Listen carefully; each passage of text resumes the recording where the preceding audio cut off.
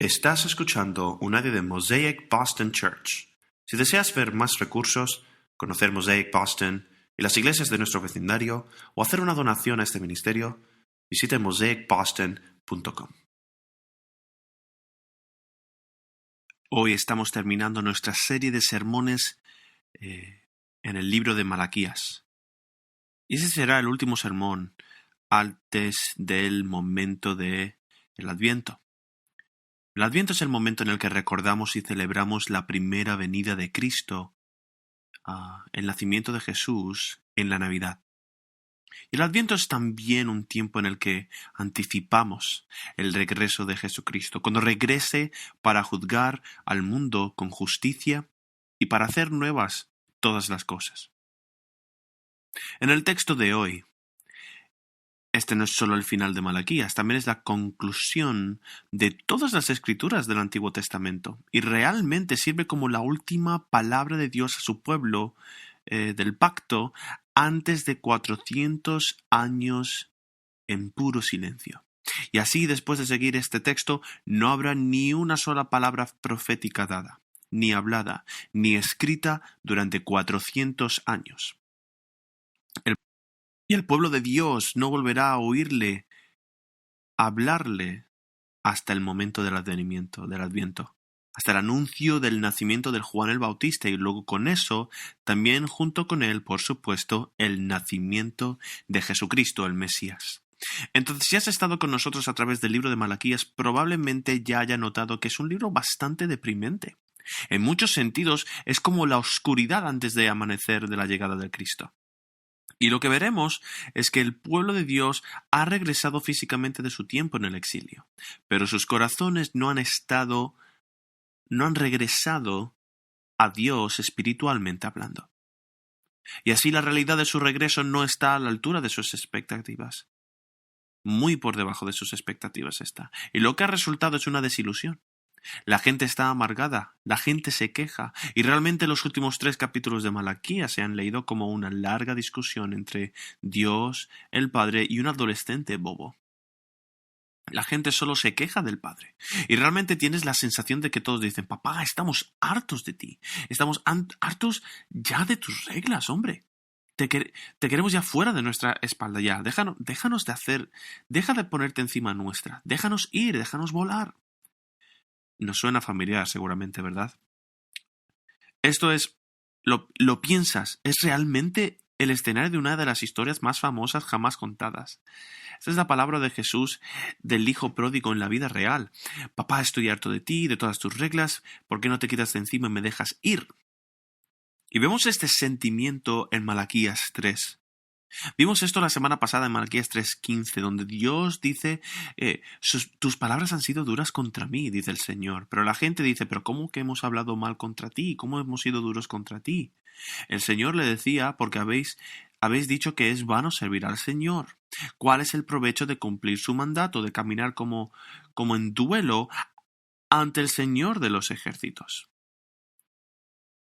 Y ahora llamamos a los arrogantes bienaventurados, y a los malhechores no solo prosperan, sino que ponen a prueba a Dios y escapan. Es como, ¿cuál es el punto de servir a Dios? ¿Alguna vez te escapaste de casa cuando eras niño? Te enojas tanto con tu padre, con tu madre, y dices: ya está, se acabó, me voy de aquí, me voy. Es que no vuelvo, no vuelvo más. Y luego, como 20 minutos después, estás a la mitad de la calle escondiéndote detrás del garaje del vecino, como si alguien, y luego, como para que nadie te venga a buscar, ¿no? Y es como: vaya, ahora tengo hambre. Bueno, tengo que ir al baño ahora también. Vaya, yo no había pensado en esto. Estaba enojado, me sentía impulsivo, pero ahora tengo que volver a casa, ¿verdad? y tienes el camino de la vergüenza de regreso a casa, ¿no? A veces es eso, ¿no? A veces Dios, como un buen padre, dice: está bien. A veces nos disciplina activamente. A veces nos disciplina pasivamente. Esa es la ira pasiva de Dios. Es en el capítulo 1 de Romanos donde Dios dice que los entrega a sus deseos pecaminosos y realmente les permite aprender de la manera difícil cómo es la vida sin Él. En Romanos 1:21 dice que aunque conocían a Dios, no lo honraron, ni le dieron gracias, sino que se volvieron inútiles en sus pensamientos, necios en sus corazones, se oscurecieron, afirmando ser sabios, se volvieron tontos, cambiando la gloria de Dios, del Dios inmortal, por las imágenes que se asemejan a hombres mortales, pájaros, animales, reptiles. Por lo tanto, Dios los entregó en la lujuria de sus corazones, a su impureza, deshonrando sus propios cuerpos, porque cambiaron la verdad acerca de Dios por una mentira, y adoraron y sirvieron al país en lugar del Creador, quien es bendecido por siempre, quien es bendito por siempre. Este es el capítulo 1 de Romanos. Este es el hijo pródigo, esta es la gente que vemos en Malaquías 3, y estos no son solo ellos, somos nosotros. Y todos somos fugitivos, todos somos pródigos. Y en el fondo anhelamos volver a casa, pero no podemos. Hay pecado, orgullo, amargura y cinismo, como este abismo entre nosotros y el Padre. Entonces la pregunta es, ¿cómo volvemos y cómo cruzamos esta división infinita que ha causado nuestro pecado? ¿Cómo llegamos a casa desde aquí? La pregunta es, ¿cómo tomamos nuestros corazones fríos, endurecidos y pródigos que han estado huyendo del Padre durante tanto tiempo y los reemplazamos con corazones tiernos que en su lugar van a volver a Él? De eso es lo que hablaremos hoy, al terminar el libro de Malaquías. 3 puntos de los cuales vamos a estar hablando hoy. Vamos a hablar sobre la bondad del Padre, punto número 1. Punto número 2 es la severidad del Padre. Y luego, el último punto es el corazón del Padre. Entonces, vamos a comenzar en capítulo 3 de Malaquías, versículos 16. Si tienes tus Biblias, pues puedes seguirlo. Y de lo contrario, pues lo que vamos a estar haciendo es, vamos a ir lento. Pero capítulo 3 de Malaquías, comenzando en el versículo 16. ¿Vale? Dice así: entonces los que temían al Señor se hablaron unos a otros, y el Señor prestó atención y escuchó, y fue escrito delante de él un libro memorial para los que le temen al Señor, y para los que estiman su nombre.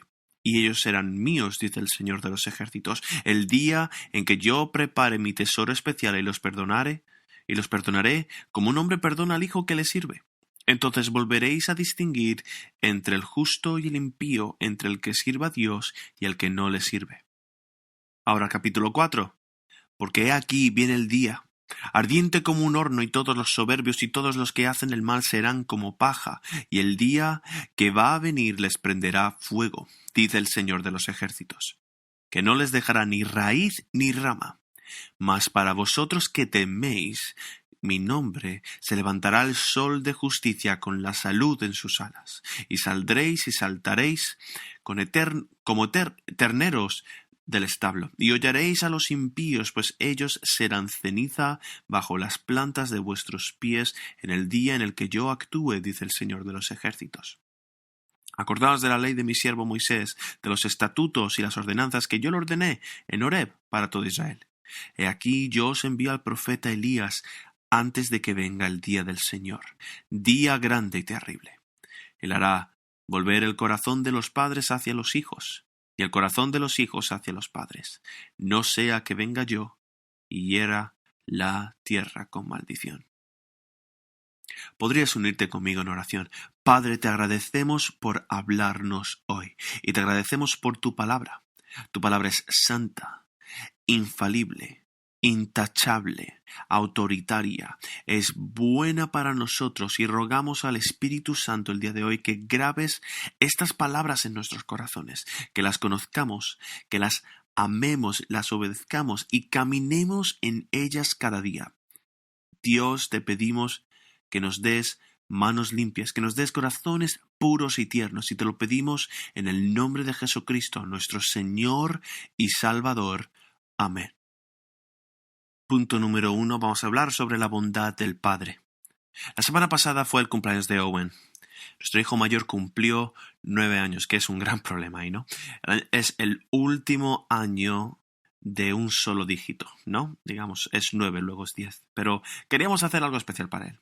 Y nos fuimos a eBay y quisimos hacer algo especial para él, ¿no? Fuimos a eBay y le compramos algo de la vieja escuela, una Game Boy con un par de juegos, ¿no? No como la Game Boy original, la única que la Game Boy esta que puedes ver tienes que mover la pantalla un poquito, ¿no? Para poder ver lo que estás jugando y tal, sino esta era genial porque tenía una pantalla abatible y retroiluminada y estaba él muy emocionado, estaba muy, muy contento por eso. Pero eso es lo que pasa con los videojuegos más antiguos. Los niños de hoy son tan... Eh, ¿cómo lo digo, no? Un poco mimados, ¿no? Con el mercado de los videojuegos. En el pasado los videojuegos eran despiadados, ¿no? Traicioneros. Un poco difíciles de terminarlos, ¿no? Y nunca antes había tenido la experiencia de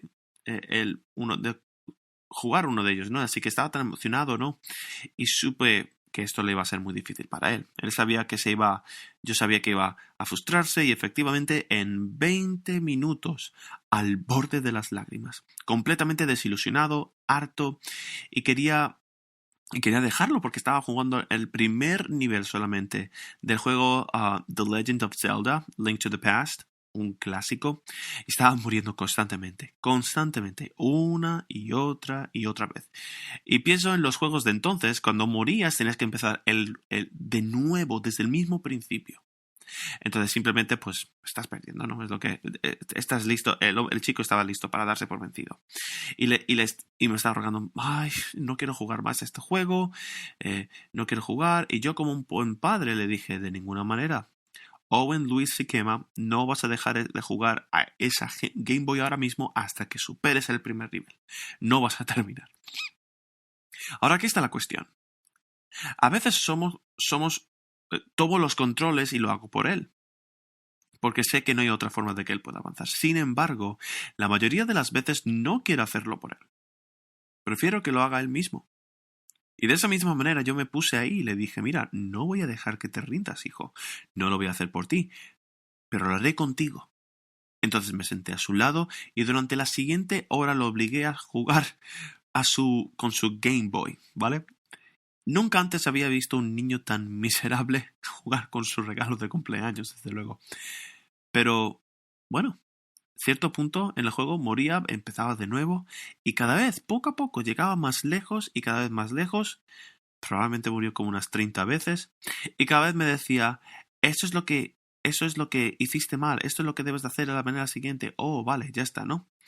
Cada vez que yo decía esto, al final me acababa odiando el niño, no sé. Pero bueno, estaba a punto de romper la consola y a tirarlo al suelo, pero finalmente sucedió. Llegó al final. Ganó al jefe. Y de repente toda esa ira, toda esa rabia, inmediatamente volteó la cabeza y literalmente estaba saltando por la habitación de alegría gritando, lo hice, me he pasado el juego. Y tan pronto como su mamá entra por la puerta, él no puede esperar para decirle, mamá, no te lo vas a creer, papá me ayudó a ganar el juego. Pasé de ser el peor padre del mundo a ser el mejor padre del mundo. Estaría bien poner eso en una taza de café, pero me lo merezco, ¿no? Estoy tan emocionado, ¿no? Durante el resto de mi vida no pude dejar de hablar de eso, ¿no? Pensaba yo en esto constantemente. Es una ilustración tonta porque la vida no es un juego, obviamente, ¿no? Pero la vida es una batalla, eso sí. Y es una batalla que a veces, cuando somos honestos con nosotros mismos, simplemente decimos, se acabó, ya está, no quiero hacerlo, quiero rendirme, quiero dejar todo esto, Dios, o lo haces tú, pero yo no puedo hacerlo. Y a veces Dios dice, ¿está bien? A veces Dios interviene y milagrosamente toma los controles, interviene en nuestras vidas y cambia nuestras circunstancias. La mayoría de las veces no hace eso. Creo que la razón por la que Dios no hace esas cosas por nosotros es porque quiere hacer algo en nosotros, a través de nosotros y con nosotros. ¿Por qué? Porque Dios es un buen padre. Y como buen padre necesita que aprendamos esta lección. Su poder se perfecciona en nuestra ¿qué? ¿Recordáis eso? En nuestra debilidad, cuando somos incapaces, cuando la tarea que tenemos por delante nos humilla, nos obliga a confiar en Dios y en la bondad en la bondad en que siempre tenemos que ser todo el tiempo así. Nos obliga a dejar de dar por sentadas la bondad y la gracia de nuestro Padre y la providencia, y reconocer que sin Él no podemos hacer nada.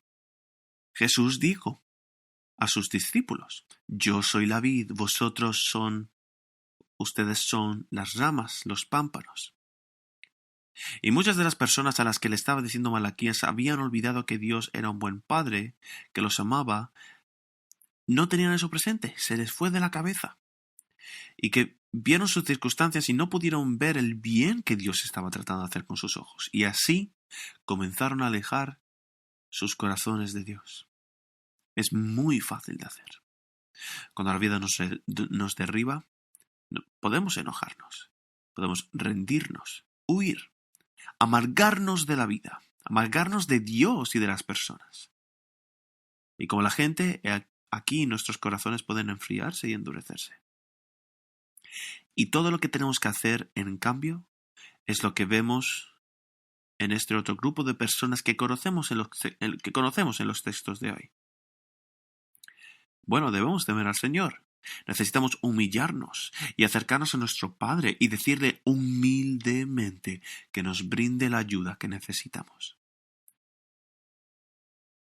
¿Por qué? Porque reconocemos que no podemos hacerlo solos. Este es el grupo. Debemos elegir el temor del Señor sobre el temor a nuestras circunstancias. Elegir la fe sobre el cinismo. Tenemos que elegir mejorar en lugar de amargarnos y ver que todos estos obstáculos que tenemos ante nosotros por el poder del Espíritu Santo son en realidad oportunidades para nuestro crecimiento espiritual. Entonces, ¿cuál es el punto? ¿Cómo se relaciona esto con el problema de nuestros corazones duros? Esta es la conexión, que nuestros corazones orgullosos y pródigos se ablandan cuando comenzamos a entender que Dios no nos disciplina, no nos permite pasar por pruebas y tribulaciones para hacernos daño, lo hace para ayudarnos. Dios quiere ver crecer a sus hijos, quiere que sus hijos crezcan para ser fuertes, valientes, resistentes y luego al mismo tiempo amables, compasivos y humildes. Y a veces lo que eso significa es que Dios se preocupará más por podar nuestro carácter que por complacer nuestras comodidades. Nos disciplina porque nos ama. Anhela vernos crecer a la imagen de su Hijo Jesucristo. Y entonces tal vez sintió que ha estado pasando por muchas podas este año.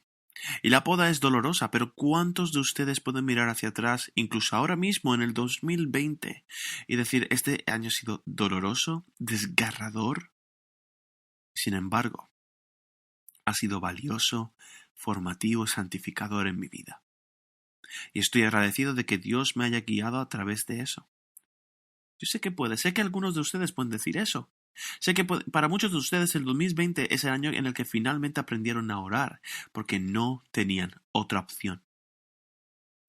Este es el año en el que se reexaminó su vida y finalmente logró aclarar sus prioridades. Este es el año en el que dejaste de intentar vivir una vida en la carne y aprendiste lo que significa vivir en el Espíritu. Este es el año en el que atravesaste el fuego. Y fue en esas llamas del fuego en el que aprendiste de que Dios está contigo y que te sostiene no para hacerte daño, sino para refinarte como oro preciosísimo. Ese ha sido uno de los años más difíciles de mi vida, de los más dolorosos de mi vida. Pero sí creo que estoy agradecido por ello. He crecido en mi fe, he crecido en mi humildad. Soy tan humilde que ni siquiera lo sabes, de verdad.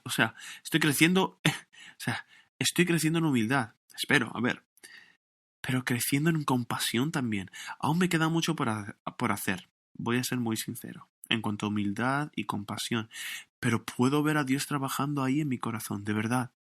Estoy creciendo en dependencia del Espíritu de Dios para sostenerme. Y una de las mayores alegrías que he tenido este año es poder ver cómo sucede lo mismo con muchos de ustedes.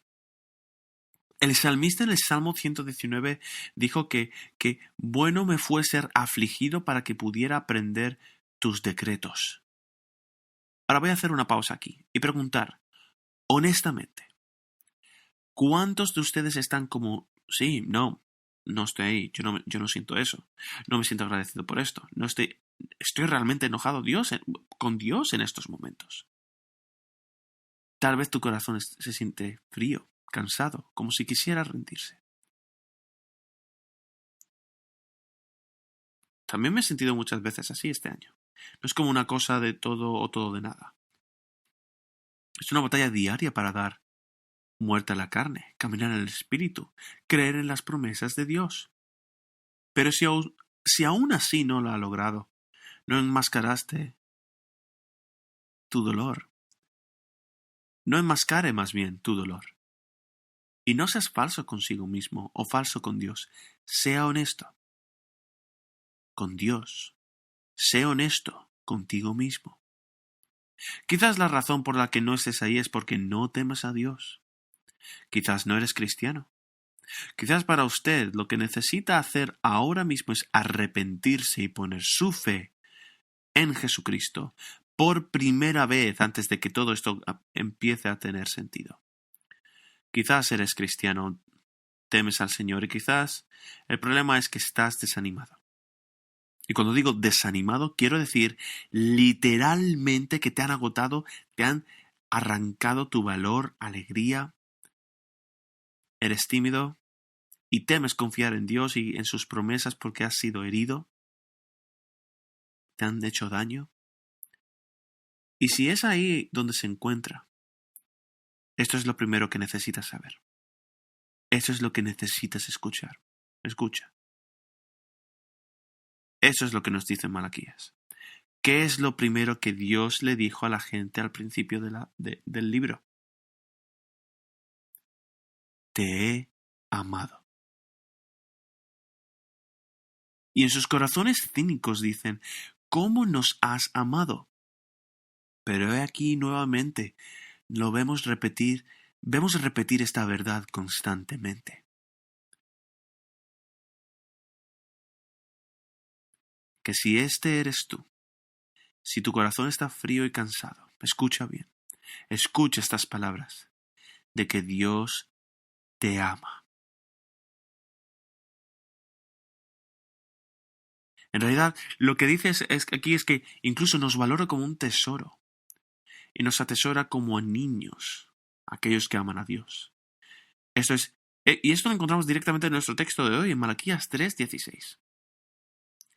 Dice que los que temían a Dios, dicen que hablaron entre sí, les prestó atención, prestaron atención a Dios, le escucharon.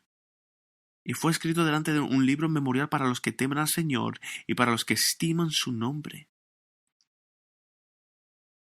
Y dice Dios, el Señor de los ejércitos, ellos serán míos, el día en el que yo prepare mi tesoro especial y los perdonaré, como un hombre perdona al hijo que le sirve. No sé por qué Dios ha permitido que las cosas sucedieran de la forma en la que sucedieron el año pasado, de verdad. Lo siento mucho por eso. Tampoco sé si las cosas van a mejorar o empeorar. Lo que sí sé es que Dios sigue siendo Dios. Jesús sigue siendo el Señor y todavía nos ama. Y nos ama con un pacto de amor desinteresado e interminable. Y entiendo que a veces eso puede ser difícil de creer. Y si tiene problemas para creer esto hoy, entonces mira a Jesús. Mira al autor y consumador, perfeccionador de nuestra fe. Mira la cruz y ve la prueba innegable del amor de Dios. Mira la resurrección, la prueba innegable de que Dios es soberano, de que tiene el control y puede obrar incluso en los momentos más oscuros de la historia para nuestro bien. Esto es fundamental para nuestra identidad como cristianos. Por eso, el Nuevo Testamento tiene tanto que decirnos como cristianos sobre el sufrimiento y el dolor. Bueno, desearía que tuviéramos tiempo para hacer un estudio de todo el Nuevo Testamento, para ver lo que tiene que decir sobre esto esta mañana. Pero solo voy a leer un pasaje para nosotros, ¿no? Y leí esto, pero quiero leer esto para animarnos. Literalmente para devolver el crucero, ¿no? Al camino que necesitamos para ser fieles hijos de Dios a través de las pruebas de la vida. Hebreos 12 encontramos aquí lo siguiente. Por tanto, puesto que tenemos en derredor nuestro tan grande nube de testigos, despojémonos también de todo peso y del pecado que tan fácilmente nos envuelve, y corramos con paciencia la carrera que tenemos por delante. Puestos los ojos en Jesús, el autor y consumador de la fe, quien por el gozo puesto delante de él soportó la cruz, menospreciando la vergüenza, y se ha sentado a la diestra del trono de Dios. Considerad, pues, aquel que soportó tal hostilidad de los pecadores contra sí mismo, para que no os canséis ni os desaniméis en vuestro corazón, porque todavía en vuestra lucha contra el pecado no habéis resistido hasta el punto de derramar sangre. Además, habéis olvidado la exhortación que como a los hijos se os dirige. Hijo mío, no tengas en poco la disciplina del Señor, ni te desanimes al ser reprendido por él, porque el Señor ama al que disciplina y azota a todo el que recibe por hijo. Es para vuestra corrección que sufrís. Dios os trata como a hijos, porque ¿qué hijo hay que a quien su padre no discipline? Pero si estáis sin disciplina, de la cual todos han sido hechos participantes, entonces sois hijos ilegítimos y no hijos verdaderos. Además, tuvimos padres terrenales para disciplinarnos, y los respetamos. ¿Con cuánta más razón no estaremos sujetos al Padre de nuestros espíritus y viviremos? Porque ellos nos disciplinaban por pocos días como les parecía, pero Él nos disciplina para nuestro bien, para que participemos de su santidad. Al presente ninguna disciplina parece ser causa de gozo, sino de tristeza. Sin embargo, a los que han sido ejercitados por medio de ella les da después fruto apacible de justicia. Por tanto, fortaleced las manos débiles y las rodillas que flaquean, y haced sendas derechas para vuestros pies, para que la pierna coja no se descoyunte, sino que sane. Buscad la paz con todos y la santidad, sin la cual nadie verá al Señor. Mirad bien de que nadie deje de alcanzar la gracia de Dios, de que ninguna raíz de amargura, brotando, cause dificultades, y por ella muchos sean contaminados. De que no haya ninguna persona inmoral ni profana como Esaú, que vendió su primogenitura por una comida. Si estás cansado, si estás listo para darte por vencido, recuerda la bondad del Padre. No busques consuelo a través de placeres pecaminosos. En cambio, mira a Jesús, autor y consumador de nuestra fe, y recuerda que su poder se perfecciona en tu debilidad. El Padre te está formando porque te ama. Quiere que crezcas a la imagen de su Hijo. Y así recordamos la amabilidad del Padre. Punto 2. Recordamos también la severidad del Padre.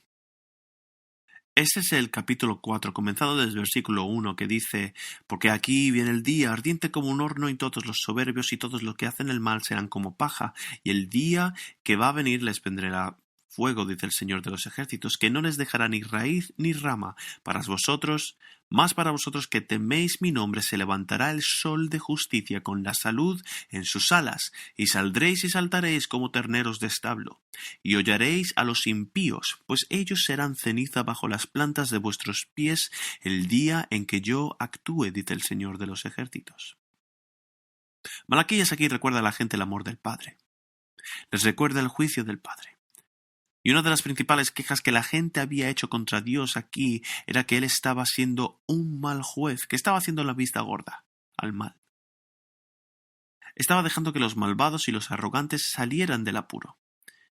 Y vimos esto en Malaquías 3:15. Dice que los arrogantes los llaman a ellos bienaventurados. Los malhechores no solo prosperan, sino que ponen a prueba a Dios y escapan. Y Dios dice: oh no es así. No están libres de culpa. No os preocupéis por ellos. Llegará su día. Y no voy a dejar que nadie se salga del apuro. Su destrucción será aterradora y completa. En lugar de preocuparte por ellos, debes preocuparte por ti mismo. Porque si todavía no los he destruido es porque tengo paciencia. Y te estoy dando tiempo para que te arrepientas. La severidad del Padre debería ablandar nuestros corazones. Y debería funcionar por dos razones. En primer lugar, porque nos muestra que Dios ciertamente hará justicia a los oprimidos. Que los malvados no se saldrán con la suya. Dios es un buen juez y misericordioso, y un día se ocupará del problema del pecado y el mal de una vez por todas. En Hechos 17:20 se nos dice de que Dios pasó por alto los tiempos de ignorancia, pero ahora ha ordenado a todas las personas en todas las partes del mundo que se arrepientan, porque ha fijado un día en el que se juzgará con justicia por un hombre a quien se ha designado. Dios hará lo que es justo. Él va a corregir todos los errores. E incluso si los malvados parecen prosperar en esta vida, no van a escapar del juicio que viene y de la eternidad. Y esa es una muy buena noticia para el futuro, que Dios se ocupará de este problema del mal. Al mismo tiempo es una mala noticia para nosotros porque somos pecadores, somos malvados. Nosotros mismos somos merecedores del juicio de Dios. Ahora, entonces la segunda forma en el que esto ablanda nuestro corazón es mostrándonos que el deseo de Dios es ser pacientes con nosotros para que podamos encontrar su misericordia. Y llama a todas las personas en todas partes a que se arrepientan, como un rey omnipotente, sabio, omnisciente.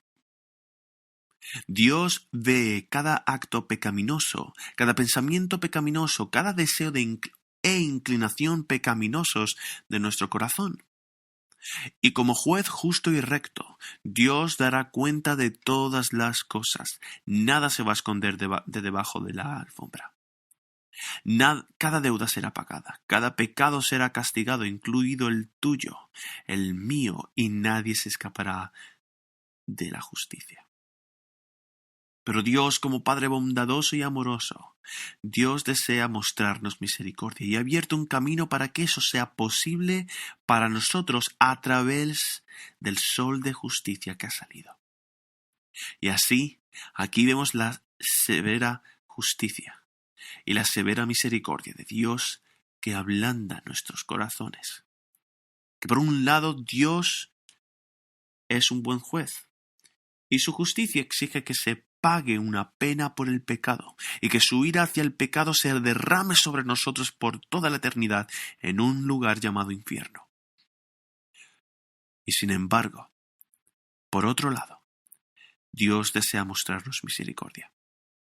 Y así, para que todos los que le temen, que se arrepienten y ponen su fe en el Salvador, en Jesucristo, puedan alcanzar salvación. Y que la ira que merecíamos se derramase sobre Él. Fue derramada a sí mismo en la cruz. Y esto nos tiene que humillar. Porque vemos que somos tan malos que merecemos el infierno. Que somos tan malos que Jesús tuvo que morir por nosotros. No había otra forma de salvarnos. Al mismo tiempo somos tan amados que Dios estuvo dispuesto a enviar a Cristo para que hiciera esto por nosotros. Cristo estuvo dispuesto a venir, a humillarse, a dejar sus derechos, a entregar su vida y ser propiciación por nuestros pecados. Este es el Evangelio, la buena noticia que se encuentra en el centro de nuestra fe, lo que nos llena de amor, esperanza, paz y gozo. Y al entrar en la temporada de Adviento recordamos que Cristo ha venido, nuestro Mesías ha llegado, que se ha cumplido la redención, que hemos sido salvados del castigo de nuestros pecados. Esto es también lo que anticipamos durante el Adviento. En la segunda venida de Cristo, que no solo va a eliminar el castigo por nuestros pecados, sino que por el poder del Espíritu Santo, el Cristo resucitado, nos está salvando del poder del pecado que tiene sobre nuestra vida. Y vendrá de nuevo para quitar la presencia del pecado por completo y por toda la eternidad, cuando venga a juzgar al mundo con justicia. Y esto simplemente llena nuestros corazones de esperanza, gozo y de ánimo. Vemos vislumbramos esto en el capítulo 4. En el versículo 2 dice, para que vosotros que teméis mi nombre se levantará el sol de justicia con la salud en sus alas, y saldréis y saltaréis como terneros del establo. En parte, estamos experimentando esto ahora, a través del Evangelio, de que nuestros pecados son perdonados, pero se acerca un día en el que vamos a experimentar esto por completo. Saldrá el sol de justicia. Es una imagen de una luz que da vida, una luz que vence la oscuridad y expone toda la verdad. Destruye mentiras y se inunda y alimenta la creación con justicia. Que hace las cosas bien, hay sanación en sus alas. Al revelar la verdad también rejuvenece la creación, invierte la maldición, arregla lo que está roto. No habrá más enfermedad, ni dolor, ni lágrimas, ni muerte, ni pecado, ni decadencia. Ese día se acerca. Él dice, estará saltando como becerros en un establo. ¿Tú has visto eso alguna vez? ¿Has visto un herrero o un cabrito saltando de alegría? Mira, recomendación, solo vete a YouTube y pones saltitos de bebé cabras. Ya está, solo necesitas eso. O de cabritos, ¿vale? Va a cambiar tu vida.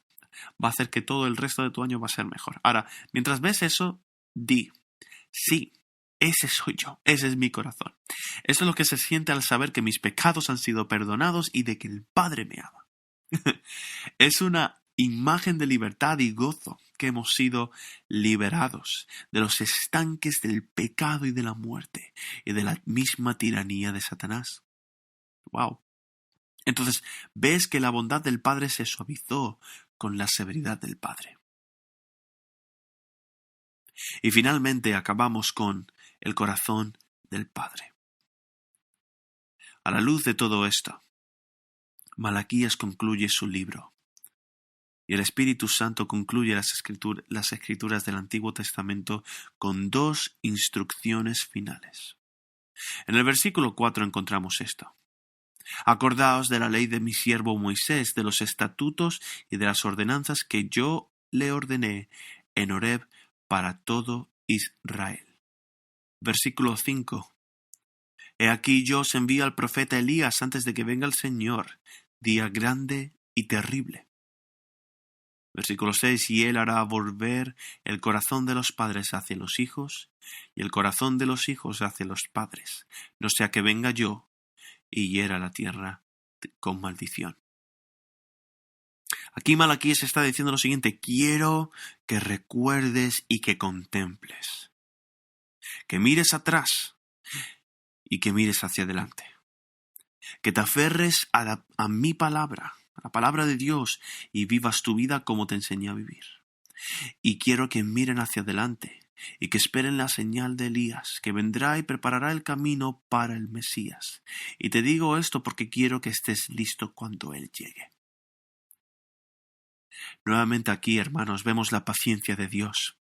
Que antes de que viniera el Mesías, Dios enviaría esta señal de que vendría Elías y guiaría al pueblo al arrepentimiento para que estuvieran listos para recibir al Mesías. Ahora, aquí está el problema. Si conoces historia bíblica, Elías vivió como 400 años antes de Malaquías. Y tú dices, pero bueno, a ver, ¿Elías no había muerto ya hace tiempo? En realidad no. Una de las cosas interesantes de Elías, esto puede que te resulte interesante. Sí, él vivió 400 años, antes de que Malaquías escribiera estas palabras. Pero Elías, en realidad, nunca murió. Elías es uno de las dos únicas personas en la historia de la humanidad que nunca murió. Dios le llevó al cielo antes de su muerte. Parece que su ministerio aún no estaba completo. Ahora tú dices, ¿qué está pasando aquí? Algunas de las personas especulan que Elías literalmente regresaría antes de que Cristo. Algunas personas piensan que quizás él es uno de los dos profetas mencionados en el libro de Apocalipsis. No todo esto está claro. Pero lo que sí nos dice claramente en el Nuevo Testamento es que esta profecía de hecho se cumplió. Al menos en parte a través del ministerio de Juan el Bautista. Lo cual es interesante porque los 400 años de silencio que están por seguir no se van a romper hasta el anuncio del nacimiento de Juan el Bautista. Y así las primeras escenas del Nuevo Testamento leemos que Zacarías estaba sirviendo como sacerdote ante ante Dios en el templo. Y un mensajero de Dios se le aparece, un ángel, y le dice en Lucas capítulo 1, versículo 13, le dice, oye, Zacarías, no temas, porque tu oración ha sido escuchada. Y tu esposa Elizabeth va a dar a luz un hijo, y le pondrás por nombre Juan. Y tendrás gozo y alegría, y muchos se alegrarán de su nacimiento, porque será grande delante del Señor. Y no debe beber ni vino, será lleno del Espíritu Santo, incluso desde el vientre de su madre, y hará que muchos de los hijos de Israel se vuelvan al Señor su Dios. Irán delante de él con el espíritu y el poder de Elías para convertir el corazón de los padres hacia los hijos y los desobedientes a la sabiduría de los justos, para preparar para el Señor para tener para el Señor un pueblo preparado. Y luego ahí, entonces nace Juan el Bautista. Él cumple esa profecía, esa antigua profecía. Pero entonces, ¿qué significa todo esto? A ver, ¿qué tiene que ver esto con los padres y con los hijos? Es una forma extraña de terminar el libro, o al menos así lo parece. Si piensas en Malaquías, el pueblo de Dios en realidad tenía dos problemas importantes. El primero, un gran problema con su adoración y su devoción a Dios. Y tenían un gran problema también con sus familias. Fueron infieles a Dios e infieles a sus esposas. Entonces lo que vemos es que algunos de los hombres se estaban casando con adoradores de ídolos y no estaban enseñando a sus hijos a crecer para amar y servir al Señor. Y otros estaban rompiendo sus votos matrimoniales y se estaban divorciando de sus esposas. Y debido a todo esto, estaban fallando su propósito. ¿Y cuál fue el propósito? ¿Qué fue lo que Dios dijo que estaba buscando de ellos? Bueno, les dijo en el capítulo 2 que lo que el Señor estaba buscando era descendencia piadosa. Un legado piadoso de estas personas, pero estaban fallando. Malaquías 2:14 dice que el Señor fue testigo entre tú y la esposa de tu juventud. ¿Qué buscaba el único Dios? Una descendencia piadosa. En lugar de dejar legados de fe, estaban dejando un legado de infidelidad, un legado de impiedad. Y lo que estaba volviendo era en que se estaban convirtiendo en una generación de pródigos que habían huido de lejos de su casa. Y ahora estaban criando una generación de hijos, de niños que ni siquiera sabían dónde estaba su hogar. Estaban lejos de Dios. Y Malaquías concluye con estas palabras de esperanza y dice que no siempre va a ser así. Se acerca el día en el que los padres se volverán a sus hijos y los hijos se volverán a los padres y juntos volverán sus corazones hacia Dios el Padre Celestial. Y que Juan iba a venir a prepararlos para el Mesías y que el Mesías iba a venir para traerlos de regreso a casa. Y pensando en esto a través de la lente del hijo pródigo y específicamente la historia del hijo pródigo, el Mesías realmente viene como el verdadero hermano mayor que el hijo pródigo nunca tuvo. Si recuerdas esta parábola, termina en una fiesta, ¿verdad? El padre lanza una celebración y todos están adentro, se lo están pasando bien. Están celebrando que el hijo pródigo regresó a casa, excepto, por supuesto, el hermano mayor. Está fuera solo, refunfuñando en la oscuridad contra el padre, y el padre sale para razonar con él. En Lucas 15:25 te encuentras esto. El hijo mayor estaba en el campo. Cuando llegó, se acercó a casa y escuchó la música y el baile. Y llamó a uno de sus sirvientes y le preguntó qué eran estas cosas, ¿no? Y el sirviente le dice al hermano mayor, tu hermano ha vuelto y tu padre ha matado el becerro cebado, porque lo ha recibido sano y salvo. Pero el hermano mayor se enojó y se negó a entrar en la fiesta. Entonces su padre salió y le suplicó para que entrase, pero él respondió a su padre y le dijo, mira, muchos años te he estado sirviendo y nunca te he desobedecido. Sin embargo, nunca me diste ni siquiera un cabrito para celebrar con mis amigos. Pero cuando este hijo llegó, que ha devorado tus bienes con prostitutas, ¿le mataste el becerro gordo? Y él le dijo, el padre, Hijo, tú siempre has estado conmigo, y todo lo que es mío es tuyo. Es apropiado celebrar y alegrarse en estos momentos, porque tu hermano estaba muerto y ahora vivo, perdido y ahora encontrado. Podemos ver el corazón del Padre en esto. Pero si el hermano mayor hubiera tenido el mismo corazón, si hubiera tenido el corazón del Padre, la historia habría terminado de una manera muy diferente. Porque lo que debería haber hecho el hermano mayor, lo que debería haber hecho un buen hermano mayor, es ir al Padre y decirle: Padre, déjame ir tras él. Estoy dispuesto a dejar atrás todo lo que tengo aquí, ir a los confines de la tierra y traer a mi hermano pequeño a casa. Pero no lo hizo. Él no lo hizo. Jesucristo sí. Y eso es lo que quiero decir cuando decimos que Jesús es el mejor hermano mayor. Juan prepara el camino y luego Jesús viene a buscarnos, a salvarnos, a encontrar a los hijos pródigos y traerlos de regreso a casa. A ablandar nuestros corazones para que podamos cruzar este abismo de esta división infinita de nuestro pecado que nos separó del Padre, y así reconciliarnos con Él. Una vez más, este es el amor que puede cambiar el mundo, porque este es el amor que cambia los corazones humanos. Y creo que Malaquías destaca con los padres y los niños aquí, porque creo que está entendiendo que esta era la visión de Dios desde el principio. Esto fue todo el camino de regreso al jardín.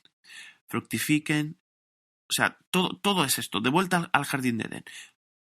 Fructifiquen y multiplíquense. Llenen la tierra y la sometan. No era solo una orden para tener muchos bebés, fue un mandato de hacer portadores de la imagen de Dios, llenando la tierra, que críen a hijos que amen al Señor su Dios con todo su corazón, alma, mente y fuerzas. Es una imagen de personas saludables, produciendo matrimonios saludables, produciendo familias saludables, comunidades saludables, sociedades saludables en las que las personas aman y sirven al Señor con todo su corazón, porque su amor los ha transformado de adentro hacia afuera.